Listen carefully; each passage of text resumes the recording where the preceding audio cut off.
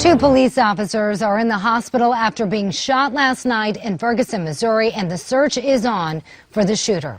Good morning, I'm Miranda Khan. In this story, Top Sure Newsmax Now update. We just heard from St. Louis County Police Chief John Belmar. He says the two officers are fortunate to be alive.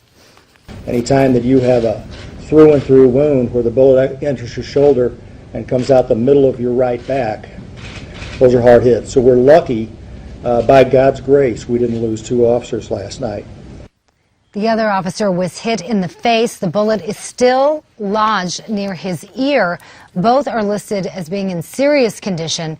The shots came from about 125 yards away, and Chief Belmar says they have what he called perhaps leads. This comes just hours after Ferguson's embattled police chief, Tom Jackson, announced his resignation. It goes into effect a week from today. Jackson says the city needs to be able to move forward without distractions.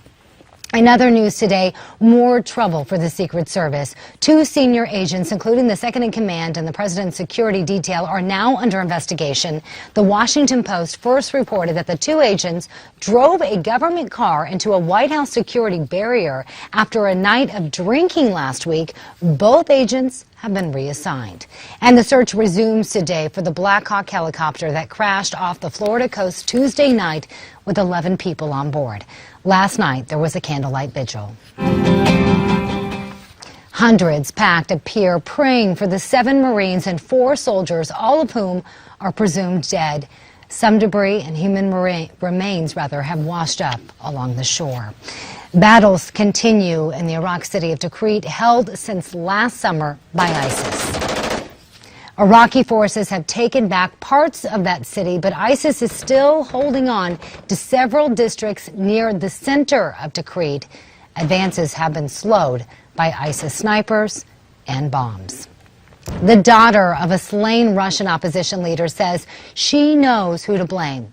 Zana Nemtsov says the BBC that Russia's president is politically to blame for the murder of her father. Late last month, Boris Nemtsov was shot and killed while walking near the Kremlin. He had been a fierce critic of Vladimir Putin. Several suspects are in custody. And back on Earth last night, finally, 2 Russians and an American have landed in Kazakhstan after leaving the International Space Station. Astronaut Barry Wilmore and the Russian cosmonaut spent nearly 6 months in space. Astronaut Scott Kelly will soon head to the station, where he will spend an entire year. We'll have another Newsmax Now update coming your way in 30 minutes.